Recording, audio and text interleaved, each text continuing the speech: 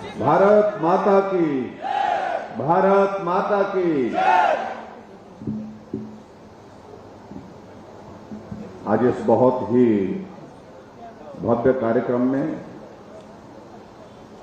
जो हिमाचल प्रदेश की जनता का आभार करने के लिए हमने हर विधानसभा क्षेत्र में निर्धारित किए हैं,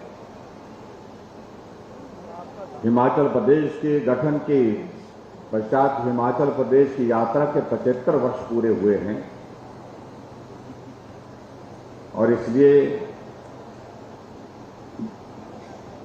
आज के समारोह में बड़ी संख्या में आप सब यहां पर उपस्थित हुए हैं। मैं आप सबका अभिनंदन करता हूं, स्वागत करता हूं।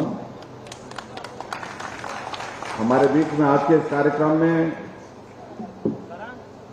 यहां के स्थानीय विधायिका और हिमाचल प्रदेश सरकार में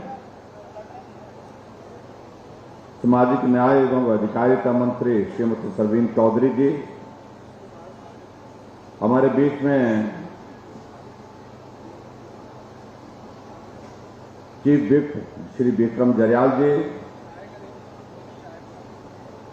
और आज सार्वजनिक कार्यक्रम में पहली बार कांग्रेस पार्टी छोड़ करके कांग्रेस पार्टी के वर्किंग प्रेसिडेंट के दायित्व से भी त्याग पत्र देकर के देश के हमारे यशस्वी प्रधानमंत्री नरेंद्र भाई मोदी जी की नीतियों पर और प्रदेश सरकार की नीतियों पर विश्वास व्यक्त करते हुए हमारे बीच में आप पहली बार सार्वजनिक कार्यक्रम में उपस्थित हैं।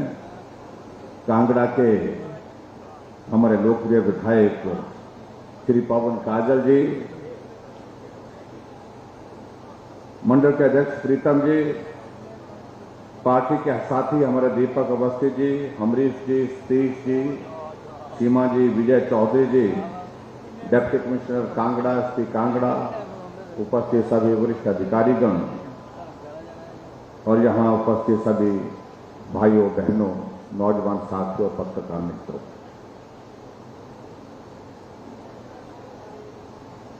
एक बार फिर से शाहपुर विधानसभा क्षेत्र में आकर के आप सबके दर्शन करने का सौभाग्य प्राप्त हुआ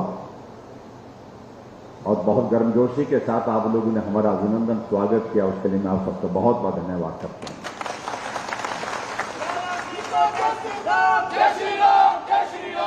जब सुबह आज के इस कार्यक्रम के लिए हम यहां आ रहे थे, मौसम बहुत खराब था, बारिश थी, घने बादल थे। जब एयरपोर्ट पहुंचे हम शिमला के,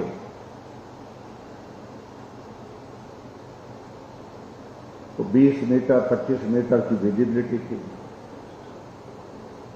और एक परिस्थिति ऐसी बन गई थी, मुझे लगा कि मैं डिप्टी कमिश्नर को यहां पर फोन करके बोलूं कि आज के इस कार्यक्रम के लिए वर्चुअल मोड से आप तैयारी करिए।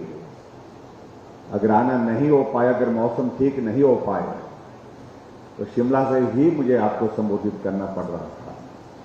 लेकिन आप सबकी लगता है कि प्रबल इच्छा थी कि हम आए, पहुंचे, आप सबके भी दर्शन करने का ये सौभाग्य प्राप्त हुआ। उसके लिए मैं आप सबकी जो मन की बात, जिसको मैं कह सकता हूं, उसमें हम सफल हुए। उसके लिए आप सबका बहुत धन्यवाद। भाई और बहनों, हम आजकल कुछ कार्यक्रम कर रहे हैं और यहां इस कार्यक्रम में मैं आकर के मैं देख रहा हूं कि यहां पुरुषों को आज कहां रखा गया है। कि सारी कुर्सियां तो महिलाओं से भरी पड़ी हैं। पुरुष बेचारे किनारे में खड़े होकर के या नीचे बैठ करके जो है अपना इस कार्यक्रम का हिस्सा बने। लेकिन मैं पुरुषों के खिलाफ नहीं हूं, मैं आपके पक्ष में हूं। पूरी सहानुभूति आप सबके साथ व्यक्त कर रहा हूं कि दौर कितना परिवर्तित हो गया। कभी एक दौर ऐसा होता था जब पुरुष कहते थे कि आज हमारे मुख्यमंत्री जी आ रहे हैं, आज हमारे मंत्री जी आ रहे हैं, हम जा रहे हैं, सभा में जा रहे हैं, हमारे लिए सुबह नहाने का इंतजाम जल्दी करिए, खाने का इंतजाम जल्दी करिए। लेकिन आज दौर कितना बदल गया। आज महिलाओं ने कहा कि पुरुषों को आज मुख्यमंत्री जी आ रहे हैं, हम जा रही हैं, तुम इंतजाम करिए।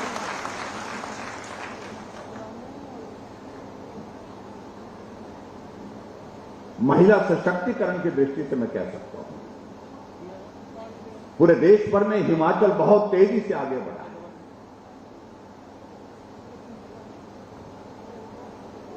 जब हिमाचल प्रदेश का गठन हुआ तो उस वक्त हिमाचल प्रदेश की साक्षरता दर 4.8% थी और महिलाओं की साक्षरता दर मात्र 2% थी।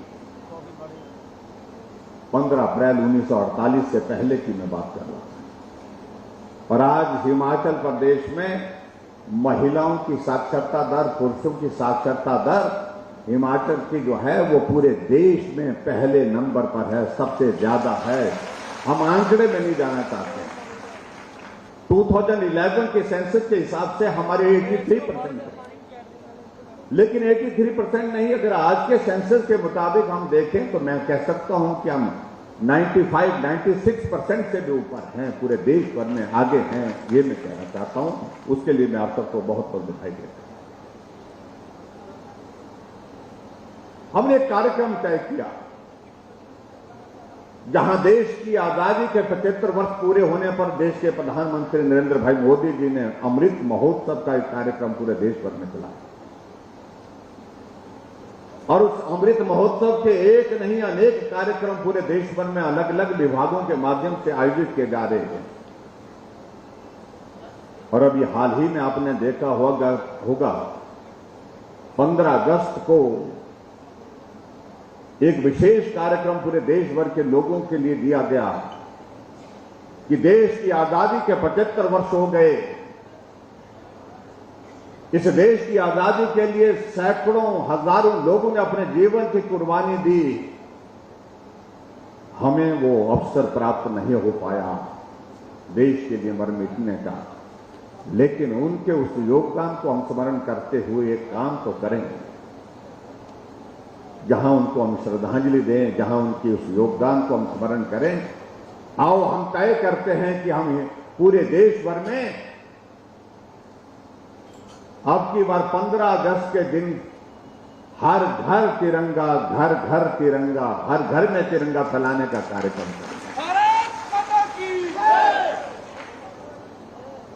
और भाइयों बहनों में आज मैं देखता हूं, आज हम शहर में जाते हैं, गांव में जाते हैं, छोटी छोटी चाय वाले की दुकान, ढाबे वाले का दुकान, कपड़े वाले की दुकान, पान वाले की दुकान, हर जगह तिरंगा झंडा लगा है, हर जगह तिरंगा झंडा लगा है, हर घर में तिरंगा झंडा लगा है। कुछ लोग इसको कहने लगे कि इससे क्या होगा। हर बात कुछ होने के लिए होती है क्या? देश की आजादी के 75 वर्ष बीते हैं और देश की आजादी के लिए 75 वर्ष की इस यात्रा में जिन लोगों ने अपना योगदान दिया उनको भी स्मरण करना, जिनने कुर्बानी की अपने जिंदगी की उनको भी याद करना, इस भाव के साथ इस कार्यक्रम को लेकर के इस नई पीढ़ी जो हमारे देश की है, इसको ये जानकारी हो कि देश आजाद 75 वर्ष पहले हुआ था, उस वक्त भारत कैसा था और आज 75 वर्ष की यात्रा के बाद भारत आज कैसा है। ये बहुत आवश्यक है। हम दुनिया की दौड़ में कहीं भी पहुंच जाए, लेकिन अपने अतीत को नहीं भूलना चाहिए। अपने देश की इस यात्रा को कभी नहीं भूलना चाहिए। इसलिए इस भाव के साथ आदरणीय प्रधानमंत्री नरेंद्र मोदी जी ने पूरे देश के समक्ष कार्यक्रम तय किए और हमारे लिए सौभाग्य की बात है भाई और बहनों कि जहां देश की आजादी के 75 वर्ष पूरे हुए, वहां हिमाचल के भी गठन के 75 वर्ष पूरे हुए हैं। इसके लिए हम आप सबके बीच में आप यहां कुछ हमारे मित्र कहने लगे कि 75 वर्ष हिमाचल के गठन में पूरे हुए हैं, तो ये कार्यक्रम का आयोजन क्यों करने के लिए आवश्यकता पड़ी? हमने कहा आवश्यकता नहीं पड़ी, ये हमारी जिम्मेवारी है। ये हमारी जिम्मेवारी है। और जिम्मेवारी क्या है कि हिमाचल प्रदेश की इस यात्रा के 75 वर्ष पूरे हुए हैं और हिमाचल प्रदेश की इस यात्रा में हिमाचल के सभी भाई बहनों का बहुत बड़ा योगदान रहा है। एक मजदूर का योगदान रहा है, एक किसान का योगदान रहा है, बागवान का योगदान रहा है, एक कर्मचारी का योगदान रहा है, एक इंजीनियर का योगदान रहा है, एक डॉक्टर का रहा है, एक पुरुष का रहा है, एक महिला का रहा है, एक नौजवान हमारे साथी का रहा है। इसलिए हमने तय किया कि हिमाचल की इस यात्रा में 75 वर्ष के इस योगदान में आप सबका आभार व्यक्त करने के लिए हर विधानसभा क्षेत्र में हम जाएंगे। हर विधानसभा क्षेत्र में जो हमारे हिमाचल के नागरिक हैं उनका अभिनंदन करेंगे, क्योंकि आप सबके योगदान से हिमाचल प्रदेश की इस यात्रा में हम यहां तक पहुंचे हैं। और एक आह्वान और करेंगे कि हिमाचल प्रदेश की इस यात्रा में आपके बहुमूल्य योगदान के लिए आपका आभार, और आने वाले समय में हिमाचल प्रदेश को फिर से शिखर पर पहुंचाने के लिए जो कमी है, जो कसर है, जो मेहनत करने की जरूरत है, उसमें भी आप सबका योगदान चाहिए, आप सबका सहयोग चाहिए, आप सबका आशीर्वाद चाहिए। इसके लिए हमने कार्यक्रम किए हैं। कुछ लोग कहने लगे कि भारतीय जनता पार्टी का तो कुछ योगदान नहीं है हिमाचल के निर्माण में।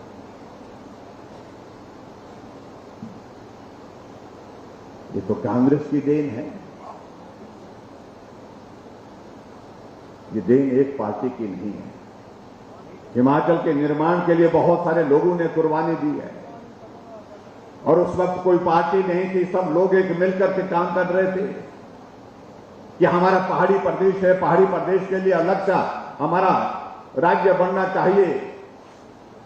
हां, ये बात सत्य है कि डॉक्टर यशवंत सिंह परमार को हिमाचल निर्माता के रूप में जानते हैं कि उन्होंने हिमाचल प्रदेश के निर्माण में एक बहुत महत्वपूर्ण भूमिका निभाई।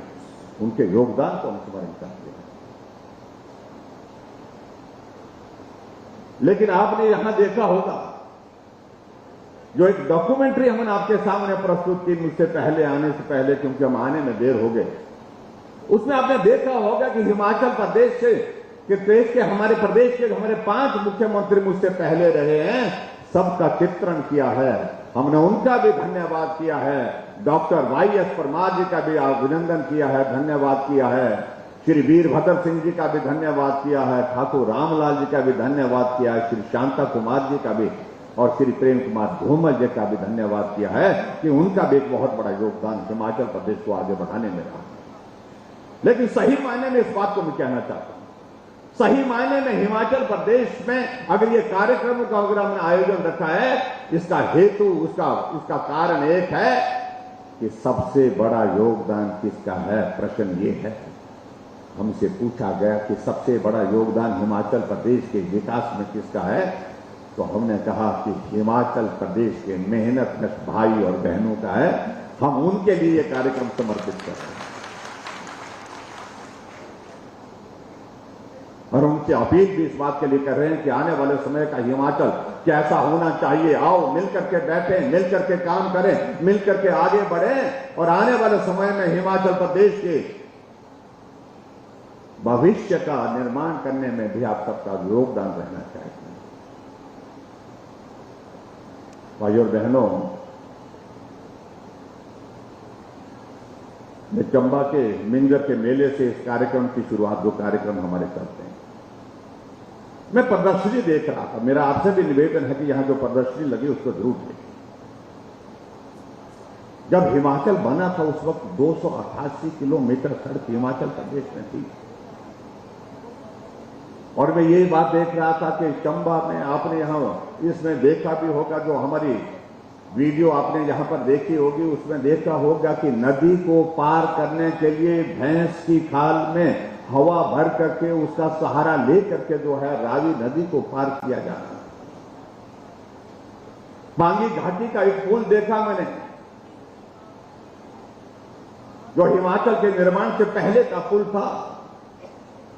घास की रस्सी बांध करके जो है बना करके उसका पुल बनाया गया था और उस पुल के ऊपर से लोग जो है एक दूसरे को सहारा दे करके धीरे धीरे पार कर रहे हैं।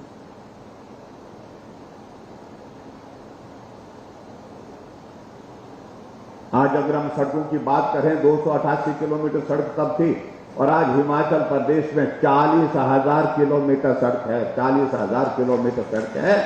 और मैं इस बात को मैं जरूर कहना चाहूंगा, और कहना भी क्यों नहीं चाहिए, अगर हिमाचल प्रदेश के लोगों की पीठ का बोझ उतारने का सबसे बड़ा काम किया तो हमारे देश के यशस्वी प्रधानमंत्री पूर्व में रहे अटल बिहारी वाजपेयी जी ने किया, जिन्होंने पूरे देश के लिए एक योजना प्रधानमंत्री ग्राम सड़क योजना की शुरुआत की। और उस प्रधानमंत्री ग्राम सड़क योजना के माध्यम से गांव-गांव में सड़कें बनी। आज हम 40,000 किलोमीटर सड़कों का जिक्र कर रहे हैं, तो 20,000 किलोमीटर से ज्यादा सड़कें सिर्फ प्रधानमंत्री ग्राम सड़क योजना की हिमाचल प्रदेश में बनी। ये वो प्रधानमंत्री थे जो हिमाचल के साथ बहुत स्नेह करते थे, हिमाचल आकर के रहते थे। जब इस योजना की शुरुआत की, उन्होंने इस बात का जिक्र किया, मैं पूरे देश में घूमता हूं, शहरों में भी जाता हूं, गांव में भी जाना होता है, लेकिन जब गांव को देखता हूं तो गांव के लोगों की पीठ का बोझ अभी तक नहीं उतरा। गांव वाले अगर जा रहे होते हैं पहाड़ों में तो पीठ पर बोझ होता है, उतरते हैं तो भी पीठ पर बोझ होता है। ये पीठ का बोझ उतरना चाहिए, और इसके लिए प्रदेश सरकारें अपने संसाधनों से संभव नहीं है, सड़कें नहीं बना सकते जितनी सड़कों की जरूरत है, इतना पैसा प्रदेश के पास नहीं होगा। और इसलिए उन्होंने कहा कि मैं केंद्र से योजना शुरू कर रहा हूं। केंद्र से योजना शुरू की उन्होंने 60,000 करोड़ रुपए की योजना शुरू की उस वक्त, प्रधानमंत्री ग्राम सड़क योजना। और उस योजना के माध्यम से हिमाचल प्रदेश में सड़क गांव-गांव तक पहुंची। यहां भाई और बहनों, आप सबके आशीर्वाद से 4.5 वर्ष से हमारी सरकार है, और ये मेरा दायित्व बनता है, मेरी जिम्मेवारी बनता है कि 4.5 वर्ष के इस कार्यकाल में आप सबका समर्थन मिला, सहयोग मेरा सरकार बना करके चलाने का। हर कदम पर जहां मुझे आप सबके सहयोग की आवश्यकता थी, आप लोगों की मदद मिली। लेकिन ये भी सत्य है, सहयोग मिला, लेकिन बीच में संकट बहुत बड़ा था, और वो संकट आज से पहले जो 5 मुख्यमंत्री हिमाचल प्रदेश के और रहे हैं, उनमें किसी ने झेला नहीं। उन सबका सौभाग्य रहा, उनको एक सामान्य परिस्थिति में काम करने का अवसर रहा। लेकिन हमारा दौर आया तो बहुत विकट परिस्थितियों का दौर रहा। ये कोविड के कारण हमारी स्थिति आर्थिक रूप से भी प्रभावित हुई, और उसके बाद सामाजिक दृष्टि से भी प्रभावित, हर तरह से प्रभावित हुई। लेकिन मैं आप सबका धन्यवाद करना चाहूंगा, आप सबने बहुत हिम्मत और हौसला दिया उस संकट में आगे बढ़कर के काम करने के लिए, और उस संकट में आगे बढ़कर के हमने काम किया मिल करके। आज मुझे खुशी है कि आज लगभग हम उस कोविड के दौर से बाहर हैं। आज अगर हजारों की संख्या में यहां पर हम बैठे हैं, तो ये श्रेय आप सबके सहयोग को जाता है कि जो वैक्सीन की शुरुआत नरेंद्र मोदी जी ने शुरू की थी, उसमें आप सब लोगों ने सहयोग किया। हमारी आशा वर्कर, हमारी आंगनबाड़ी वर्कर, हमारा फार्मासिस्ट, हमारी नर्सेज, हमारे डॉक्टर, सफाई कर्मचारी, जिन्होंने अपने जीवन को संकट में डाल करके भी आप सबका जीवन बचाने की कोशिश की। और विचित्र परिस्थिति आप सामने देखिए, जो हमारे विपक्ष के साथी हैं, जब वैक्सीन बन करके तैयार हुई, कहने लगे ये तो मोदी वैक्सीन है। यूपी में बोलने लगे तो योगी वैक्सीन है, हम तो नहीं लगाएंगे, ये भाजपा वैक्सीन है, इसकी टेस्टिंग की प्रोसेस पूरी नहीं हो पाई।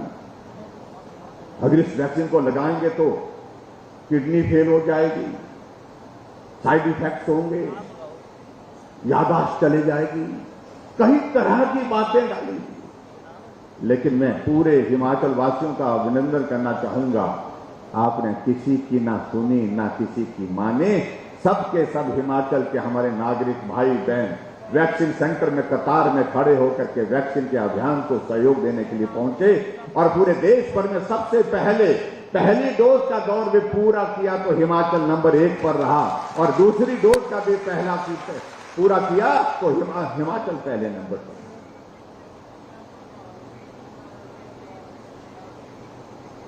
जो हमसे आप पूछते हैं जहां सरवीन जी बता रही थी कि एक एक पंचायत का एक एक छोटे छोटे काम, एक एक गली, एक एक रास्ता बता रहे थे। और स्वाभाविक रूप से ये जिम्मेवारी भी बनती है विधायक होने के नाते कि हमने पूरे क्षेत्र में विकास को संतुलित होकर के हर जगह काम करने की कोशिश की है। और जहां तक प्रदेश की अगर मैं बात कहूं, हिमाचल प्रदेश के हर क्षेत्र में विकास हुआ, हर क्षेत्र में विकास हुआ है। और हमने इस बात को सुनिश्चित किया है कि संतुलित विकास हो, और संतुलित विकास में हम सब लोग मिलकर के पूरे हिमाचल को आगे बढ़ाने के लिए काम करें। और आज मुझे इस बात की खुशी है कि आपके यहाँ शाहपुर विधानसभा क्षेत्र में भी 4 उद्घाटन और 8 शिलान्यास के कार्यक्रम यहाँ पर हुए, और कुल मिलाकर के लगभग 78 करोड़ रुपए के उद्घाटन और शिलान्यास आपके इस विधानसभा क्षेत्र के अंतर्गत विकास की दृष्टि से हुए हैं। उसके लिए मैं आप सबको बहुत बहुत बधाई और शुभकामनाएं देता हूं।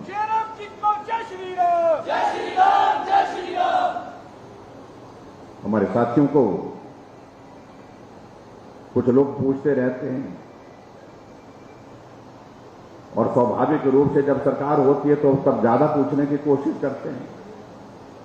मैं एक आंकड़ा देख रहा था, 2012 से 2017 तक कांग्रेस की सरकार रही तो आपके इस विधानसभा क्षेत्र में लगभग पीडब्ल्यू डिपार्टमेंट में 5 वर्षों में 250 करोड़ खर्च हुआ, और हमारा अभी 5 वर्ष का कार्यकाल पूरा हुआ नहीं। अभी तक हमने 2018 से अभी तक यहां आपके इस विधानसभा क्षेत्र में लगभग 450 करोड़ रुपए सिर्फ एक डिपार्टमेंट, पीडब्ल्यू डिपार्टमेंट के। आप कल्पना कर सकते हैं हम उनसे विकास की दृष्टि से दुगने पहुंचे। और जहां तक सड़कों की अगर बात करें, ठीक है, बरसात के कारण नुकसान हुआ है, बहुत नुकसान हुआ, ये आदमी के हाथ की बात नहीं। लेकिन अगर सड़कों के अगर निर्माण की बात कहें, मैं आपके बीच में ये जरूर कहना चाहता हूं कि हमने हिमाचल प्रदेश की आज से पहले जितनी भी सरकारें रही हैं, सड़क बनाने के काम में हमने सारा रिकॉर्ड तोड़ा है। हम 5000 किलोमीटर से भी ज्यादा सड़कें हिमाचल प्रदेश में बना चुके हैं। और ये आंकड़ा आने वाले विधानसभा के चुनाव, जब आचार संहिता लग जाएगी, चुनाव तक और आगे बढ़ेगा। फिर भी हमारे मित्र बोलते हैं कि भी कुछ नहीं किया, कुछ नहीं हुआ, मालूम नहीं क्या चाहिए था उनको। हाँ, हमने वो नहीं किया जो वो करते हैं। वो तो ये करते हैं, वहां तो मामला इस प्रकार का चलता है, उसमें भी प्रतिस्पर्धा होती है, उसमें भी कंपटीशन होता है। एक आदमी 86,000 करोड़ रुपए का घोटाला करता है, दूसरा 1,70,000 करोड़ रुपए का घोटाला करता है। 8 साल का कार्यकाल प्रधानमंत्री नरेंद्र भाई मोदी जी का पूरे भारत में आपने देखा, कोई उंगली उठाकर नहीं कह सकता है कि प्रधानमंत्री जी आपने ये किया, ये आरोप आपके ऊपर है। ये एक बहुत बड़ी हमारी, जिसको हम कह सकते हैं, एक पहचान भारत की बनी। भारत एक ऐसा राष्ट्र आज दुनिया के सामने बन गया जिसको हर राष्ट्र जो है अंतर्राष्ट्रीय मंच पर मिलने की जरूरत महसूस करता है। प्रधानमंत्री जी तो पहले भी रहे, उनके प्रति हमारा सम्मान है। मेरा किसी के खिलाफ कोई किसी प्रकार का कोई इस तरह का भाव नहीं। लेकिन सच्चाई है कि अंतर्राष्ट्रीय मंच पर भारत के प्रधानमंत्री पूर्व में जो रहे, वो सम्मान नहीं दिखता था, वो सम्मान नहीं मिलता था जो आज नरेंद्र भाई मोदी जी को मिलता है। देश की आवश्यकता, भाई और बहनों, मजबूत नेतृत्व, और मजबूत नेतृत्व नरेंद्र भाई मोदी जी के रूप में। और इसलिए हिमाचल की आवश्यकता भी कि नरेंद्र भाई मोदी जी के नेतृत्व को और मजबूत करना, ये हमारी भी आवश्यकता है, क्योंकि हिमाचल प्रदेश को आगे बढ़ाने के लिए नरेंद्र मोदी जी ने हमेशा हमको स्नेह दिया है, प्यार दिया है, सहयोग दिया है। उसके लिए हम जीवन भर उनका एहसान चुकता नहीं कर सकते। 7 बार कोई प्रधानमंत्री हिमाचल प्रदेश में आते हैं 4.5 वर्ष के कार्यकाल में। पहले साल का कार्यकाल पूरा होता तो धर्मशाला में आते हैं, ग्लोबल इन्वेस्टर मीट होती है तो धर्मशाला में आते हैं, चीफ सेक्रेटरी की पूरे देश की 2 दिन की कनक्लेव होती है तो धर्मशाला में आते हैं। क्या आज से पहले भी कोई प्रधानमंत्री इस प्रकार से हिमाचल आए?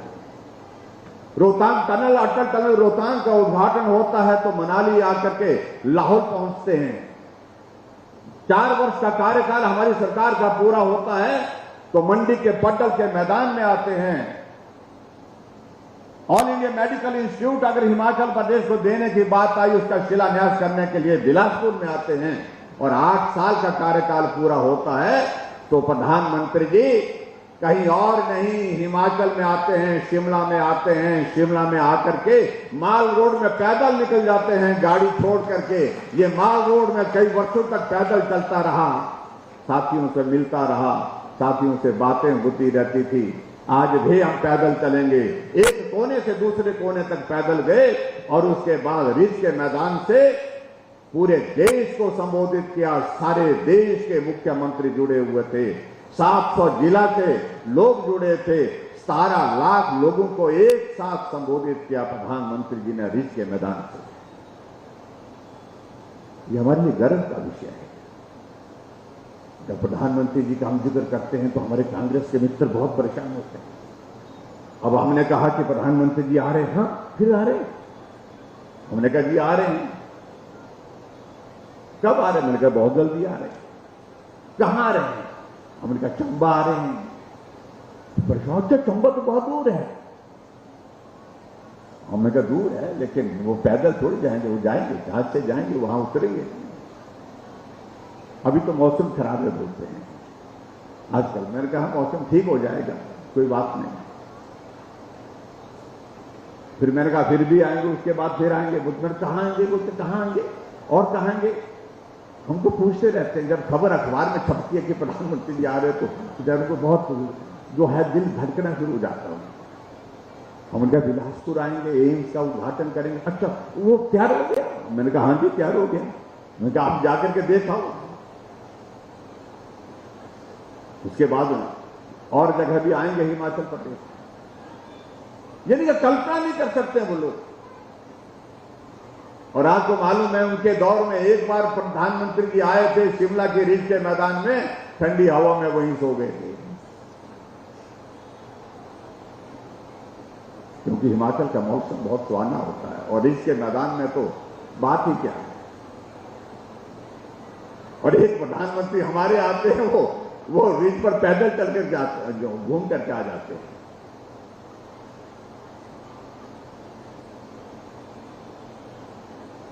भाई और बहनों, कुछ योजनाओं का जिक्र यहां मुझसे पहले भी हुआ। हमने हिमाचल प्रदेश में महिलाओं का सम्मान करने के लिए, महिलाओं को सशक्त करने के लिए पहले तो हमने सेल्फ हेल्प ग्रुप के लिए 25-25 हजार रुपये सेल्फ हेल्प ग्रुप को देने का हमने निर्णय किया है।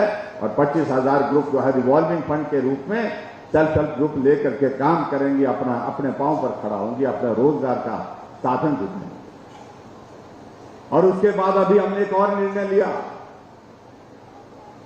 और वो निर्णय ये लिया कि हमारी महिलाओं की संख्या आबादी का आधा हिस्सा है, 50% है। महिलाएं काम करने के लिए बाहर निकलना चाहती हैं। कोई सरकारी नौकरी करती है, कोई सरकारी नौकरी नहीं, प्राइवेट सेक्टर में काम करती है, कोई अपना व्यवसाय करती हैं, बिजनेस करती हैं, दुकान करती हैं। और सेल्फ हेल्प ग्रुप की हमारी महिलाएं मिली तो उनने कहा कि हमको काम करने में बाकी तो ठीक है, हमको जब जाना होता है, आना होता है, किराया बहुत लगता है। हमने कहा सोचते हैं, और हमने सोचा, हमने कहा आप आबादी का आधा हिस्सा है तो किराया भी आधा लिया जाएगा। ये हिमाचल प्रदेश में सरकार ने कहा।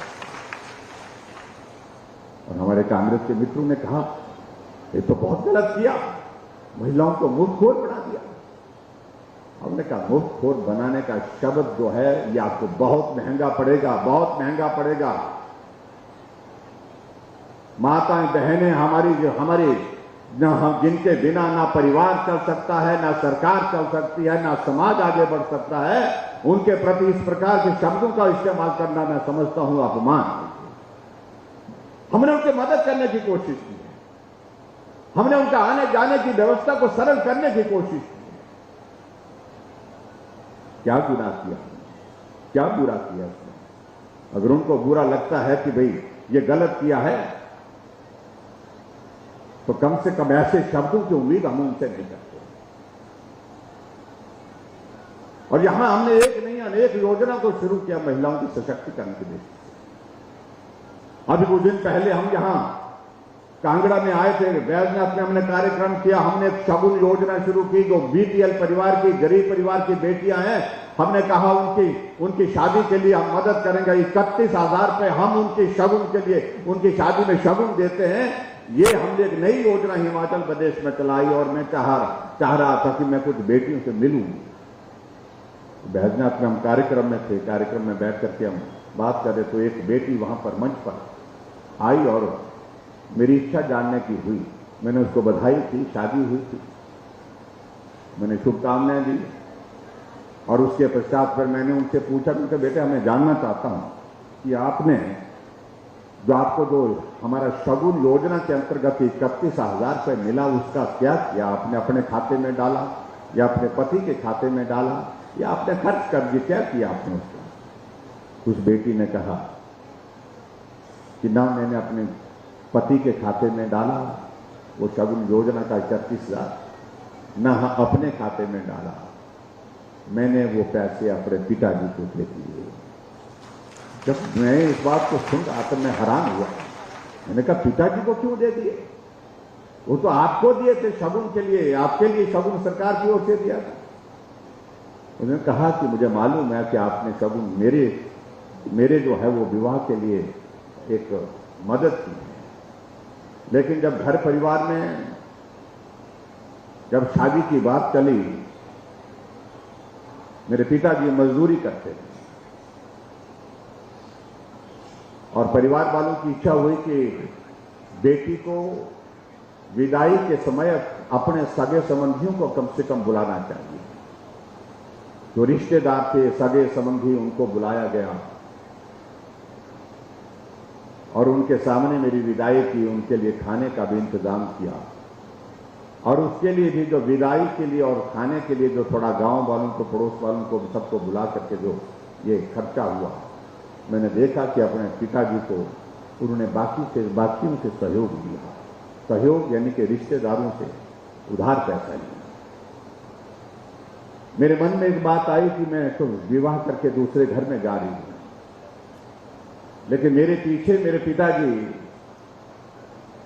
मेरी विदाई का ये जो ऋण जो लोगों से लिया है, इसको चुकता करने में बहुत वक्त लगेगा। इसलिए मैंने तय किया कि पिता के ऊपर जाते हुए मैं बोझ बन करके जाऊं, ये मेरी इच्छा नहीं थी। ये मेरे मन को बहुत पीड़ा लग रही थी और इसलिए मैंने तय किया कि मेरी ओर से जो योगदान जो किया जा सकता है, जो यही किया जा सकता, जो सरकार की ओर से शगुन योजना का 31,000 रुपए मिला, तो वो मैंने अपने पिताजी को दे दिया ताकि वो अपना जो सहयोग ऋण लिया है उसको चुकता करे। अब कल्पना करो बेटी की भावना अपने पिता के प्रति किस प्रकार की होती है, कल्पना नहीं कर सकते।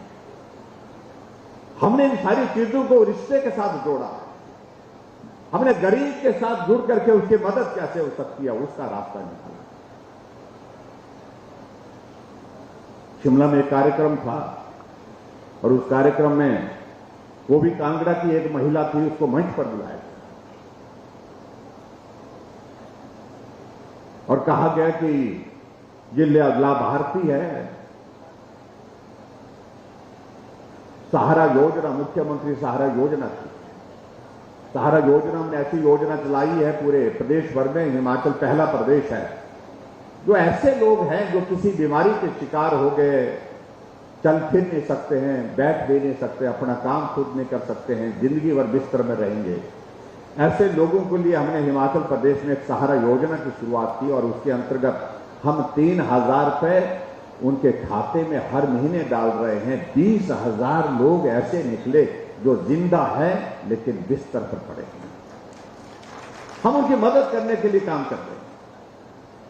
जो महिला जब मंच पर बुलाया गया उसका परिचय दिया गया कि इस महिला की परिस्थिति इस प्रकार की रही कि इसका एक बेटा हुआ शादी के बाद और वो बेटा स्वस्थ नहीं था, अपाहिज हुआ। और उसके बाद दूसरा बेटा हुआ तो वो भी अपाहिज। और उसके बाद जब तीसरा बेटा हुआ वो भी अपाहिज हुआ तो पति उसे छोड़ करके चल गया।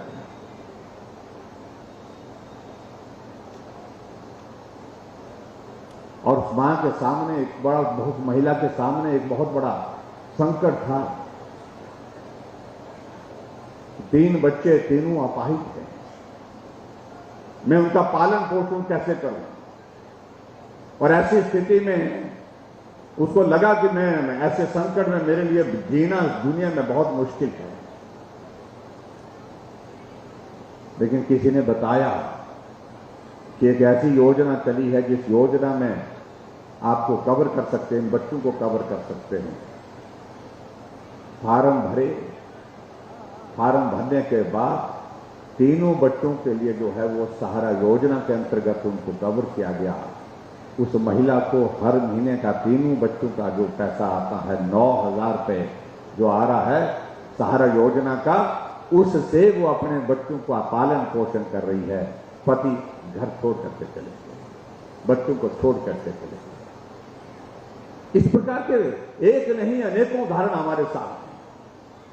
हमने हिमाचल प्रदेश में जो योजना चलाई है वो गरीब के लिए, ऐसे लोगों के लिए जिनको सहारा देने की आवश्यकता है, मदद करने की आवश्यकता है। इस भाव के साथ हमने हिमाचल प्रदेश में काम करने की कोशिश की है। भाइयों बहनों, तो मैं आप सबसे यही कहना चाह रहा हूं कि हमारा 4.5 वर्ष का कार्यकाल सेवा के माध्यम से समर्पित रहा हिमाचल प्रदेश की गरीब जनता के लिए।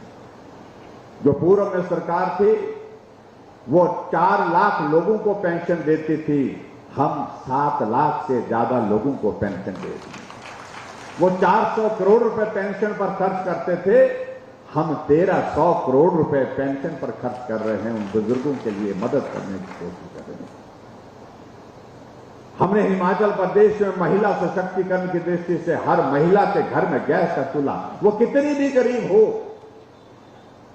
उसके घर में गैस का चूल्हा पहुंचाने का काम हमारी सरकार ने किया। 3,34,000 गैस के चूल्हे हर घर में पहुंचा। कोई आदमी अगर बीमार होता है, उस आदमी की बीमारी के इलाज के लिए 5 लाख रुपए का हेल्थ कवर मुख्यमंत्री हिम केयर के माध्यम से किया। आज अगर कोई गरीब आदमी बीमार होता है तो बीमार हो करके वो अगर वो हॉस्पिटल जाना चाहता है, जेब में अगर पैसे नहीं है तो वो हिम केयर का कार्ड ढूंढ करके जेब में डालता है और हॉस्पिटल जाता है। उसे मालूम है कि हॉस्पिटल में मेरी इससे मदद होगी, मेरा इलाज होगा। कुछ लोग कहते हैं कि हिमाचल प्रदेश में जयराम ठाकुर तो किस खेत की मूली है। उन्होंने कहा कि हम रिवाज बदलेंगे, तो रिवाज बदलने से परेशान हुआ हमारे मित्र कुछ कहने लगे कि रिवाज तो बड़े बड़े नहीं बदल पाए। हमने कहा रिवाज बदलने का मतलब आप समझे क्या? हमने कहा रिवाज बदलने की शुरुआत हमने तो पहले दिन से की है। हिमाचल प्रदेश में रिवाज बन चुका था कि हर कैबिनेट की जो पहली कैबिनेट की बैठक होती थी सरकार बनने के बाद, बदले की भावना से काम की शुरुआत होती थी। पूर्व के कुछ नेताओं के खिलाफ मामले दर्ज हो जाते थे, अधिकारियों के खिलाफ कार्रवाई शुरू हो जाती थी, पूर्व सरकार की योजनाएं रद्द कर दी जाती थी। लेकिन हमने कहा ये उचित नहीं है। हमने कहा बदले की भावना से काम करने का रिवाज बंद करना चाहिए और हमने इस भाव के साथ सबको मिलकर के चलना है, मिलकर के काम करना है। हमने रिवाज पहले दिन बदला है। मैं इनको भाइयों कहना चाहता हूं और मैं ये भी कहना चाहता हूं, कई बार मैं मजाक में कहता हूं, रिवाज तो ये भी था हिमाचल में, जब सरकार बदल जाती थी तो टोपियां बदल जाती, बदलती थी ना कि नहीं बदलती थी। इसकी टोपी लगी, इसकी सरकार आई तो लाल रंग की हो गई, उसकी आई तो हरे रंग की हो जाएगी। तो ये रिवाज बन गया होता है हिमाचल। हमने ये टोपी सबकी है भाई, ये हिमाचल की टोपी है, ये किसी पार्टी की टोपी नहीं है, ये हिमाचल की पहचान है। हमने कहा ये टोपी की राजनीति बंद करनी चाहिए और आज मैं इस बात को कह सकता हूं कि टोपी की राजनीति बंद कर दी। रिवाज बदलने की शुरुआत हमने पहले दिन से की। अगर आज हम रिवाज बदलने की बात कह रहे हैं तो रिवाज बदलने की बात सही बात है, पूरे देश ने रिवाज बदल दिया। क्या बदल दिया? जिन प्रदेशों में 5 वर्ष के बाद सरकार बदल जाती थी, अब रिवाज बदल गया, वहां फिर 5 वर्ष के बाद फिर भाजपा की सरकारें बन रही है, तो रिवाज बदला। इसमें मेरा क्या कसूर है, मेरी क्या गलती है? अभी हाल ही में चुनाव हुए, उत्तराखंड हमारा पड़ोस का राज्य, जहां हर बार 5 साल के बाद सरकार बदल जाती थी, लेकिन अब की बार रिवाज बदला, भाजपा की सरकार 5 वर्ष रही, 5 वर्ष के बाद फिर भाजपा की सरकार। उत्तर प्रदेश में 37 वर्षों से सरकारें बदलती थी 5 वर्षों के बाद, लेकिन आपने देखा रिजल्ट आया, रिवाज बदला, योगी जी थे, फिर योगी जी आ गए। मणिपुर में, गोवा में, हमारा पड़ोस का राज्य हरियाणा, जब सब जगह रिवाज बदल गया, सब जगह रिवाज बदल गया, तो हिमाचल में अगर रिवाज बदलने की बात कही हमने, तो क्या गुनाह कर दिया? कहा कि बड़े बड़े लोग नहीं कर पाए इस काम को, राजा साहब 6 बार रहे, वो नहीं कर पाए। हमने कहा कई बार सभी काम के लिए बड़े आदमी नहीं चाहिए, छोटे आदमी से भी कई बार बड़ा काम हो जाता है। और अब की बार ये छोटा आदमी जिसे कहा गया कि जयराम तो किस खेत की मूली है, अब मुझे शब्दों पर ज्यादा नहीं कहना चाहता हूं, यहां आप लोग बुद्धिजीवी बैठे हैं, उनका भाव क्या है? अभी तक सोच नहीं गई, जो बड़े आदमी की सोच होती है, उस परिवार की सोच होती है, वही भाव है। दूसरे आदमी को हीन भावना के साथ देखना, दूसरे आदमी के प्रति जो है सम्मान का भाव नहीं रखना, यही कई बार ऊपर से आदमी को जमीन पर ले आता है। ये मैं कहना चाहता हूं।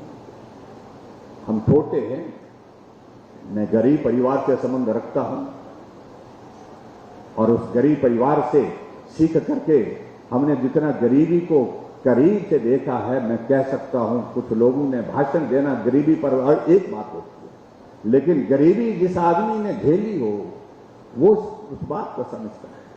देश के यशस्वी प्रधानमंत्री के पिताजी चाय बेचते थे और वो उस काम में उनका सहयोग करते थे, उनने गरीबी को देखा है। उनकी मांग के बारे में आपको कहूंगा, आदरणीय मोदी जी ने बहुत विस्तार से अपनी मांग के बारे में जिक्र किया है। उन्होंने गरीबी को देखा है, तभी गरीब लोगों की आज सेवा हो पा रही है।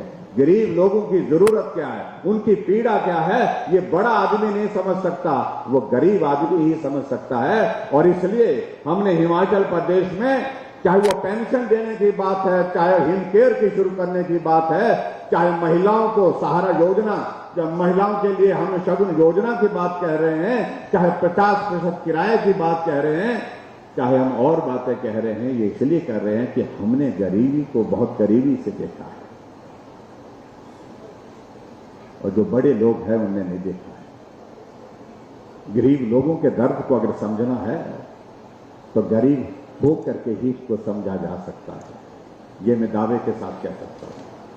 इसलिए भाई और बहनों, जो बातें हमारे कई मित्र कह रहे हैं, उनकी बातों पे ज्यादा नहीं मैं कह रहा हूं, इतना ही कहना चाह रहा हूं कि भगवान सद्बुद्धि दे। उस पार्टी का कुछ बचा नहीं। हमें कह रहे थे कि हमारे साथ ये आ रहे, वो आ रहे हैं। पवन जी हमारे साथ कांग्रेस पार्टी के वर्किंग प्रेसिडेंट थे, उन्होंने कहा जब देश में बची नहीं तो इसको कौन बचा पाएगा, यहां भी कौन बचा पाएगा।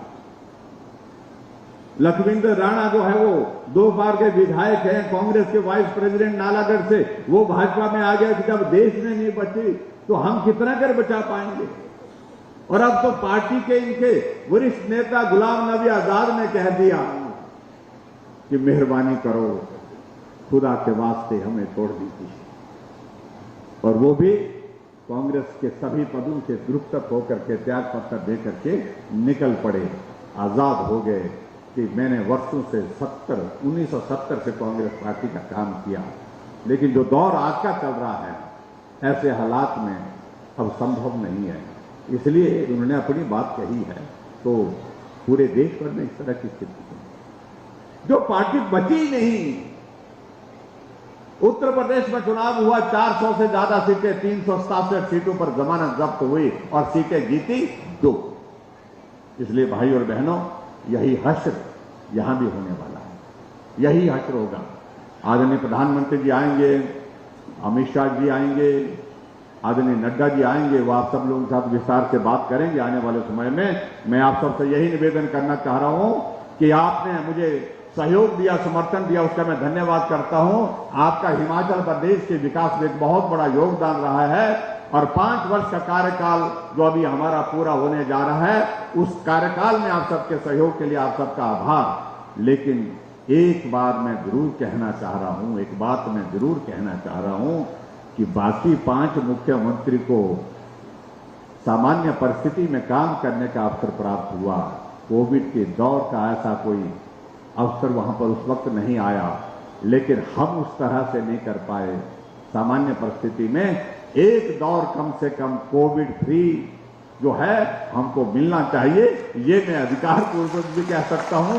आप सबके बीच में निवेदन के रूप में भी कहना चाह रहा हूं कि एक दौर ऐसा आना चाहिए जहां हम भी सामान्य परिस्थिति में काम कर सके, हिमाचल को आगे बढ़ा सके।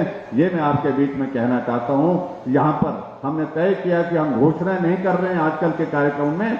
जो भी मैडम जी ने यहां पर बताई हैं सारी बातें, उन सारी चीजों को मेरे सामने यहां पर उन्होंने रखा है। उसमें जो भी किया जा सकता है वो करने के लिए हम मिलकर के बैठ करके निर्णय करेंगे। मैं आपको इतना ही कहना चाहूंगा, करेंगे, निराश नहीं करेंगे।